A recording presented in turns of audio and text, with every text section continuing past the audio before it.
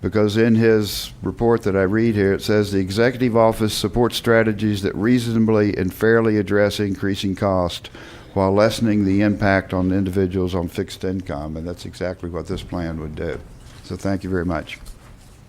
Thank you, Mr. Gandy. Anna Mahoney, followed by Granville Poole, please. Hi.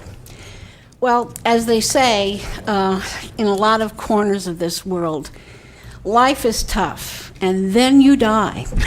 Well, you guys have a tough problem because this problem started a long time ago when we didn't go as a county to a pay-as-you-go basis for healthcare services for retirees. Right now, those retirees have limited income, little or no options or flexibility to pay for a once promised health care benefit that was at no cost. Now, I'm a young puppy, so I am one of those early retirees.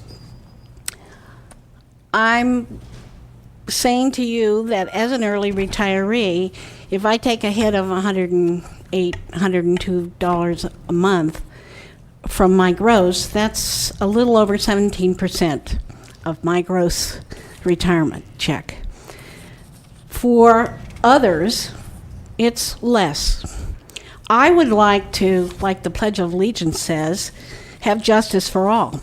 If there is going to be a cost that is assessed to retirees, I would like to have consideration of prorated costs to the current retirees, the young retirees, based on income.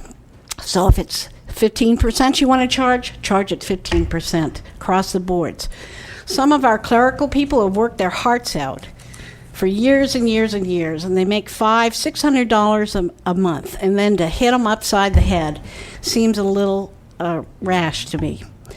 Limited coverage by those, I'd like you to reconsider the whole plan and look at various procedures that you're paying for, whether it's acupuncture, chiropractic, Christian Science, mental disorders, substance abuse, organ transplants.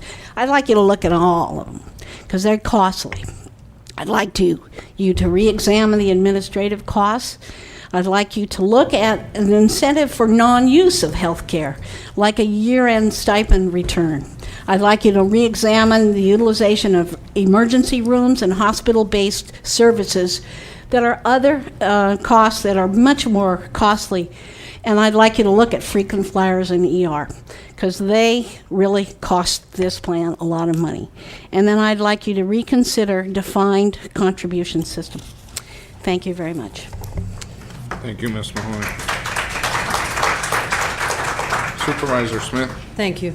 To Ms. Mahoney's comments, this supervisor actually supported a version of what you're talking about with respect to my preference would be that we actually did do some type of cost assignment based on the retirement benefit. In other words, those with lower benefits would be getting either zero share or a much reduced share, given that they are less able to afford it. That's what they do in a lot of countries. That's what I would support, and I've been talking about that for over 2 years. The problem is that doesn't have any traction. It isn't going to go anywhere. It's not the majority viewpoint. That's what I would like to see, because if the federal government's not going to step up to see that health care should be a basic right of its citizens and do anything to provide that short of the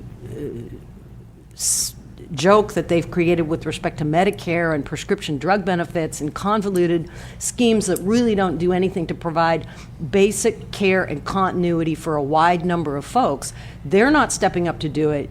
I'd like to think that we could do that, and we could structure our health plan that way. But the reality is we're not going to do that. So my fiscal responsibility has to supersede the politics of that, and that's why I think that we need to step up with some sharing of cost.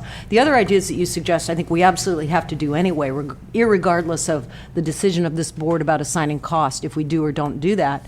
I think we have to do the things you're talking about, and we need to more finely tune that and be more vigilant about those cost reductions, and I think we're going to have to do that anyway.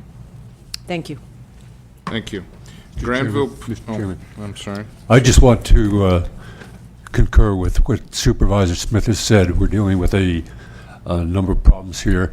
Anna, when you're talking, I was thinking maybe you need to come back in and do a little bit of consulting, because I really think the suggestions you made are right, spot on. But again, how they fit into this problem we're facing is, which is the fiscal aspect of it, is something we've just got to deal with now.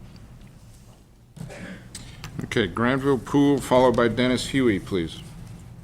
Yeah, I have to say that I'm fairly stunned by the excellent comments that Anna Mahoney made, and concur with Supervisor Colfax on the idea of consulting with her, because obviously she knows a lot and has put a lot of excellent thought into this. You may be fortunate that without my reading glasses, which I forgot, I can't read my own notes that I just sat up there and made, so this may be a lot briefer than I had intended. You want mine? One, actually, that would be. Well, there goes the 3 minutes. I do need them right back, though, because I need two. They won't work. They're all dusty or fogged up. There goes my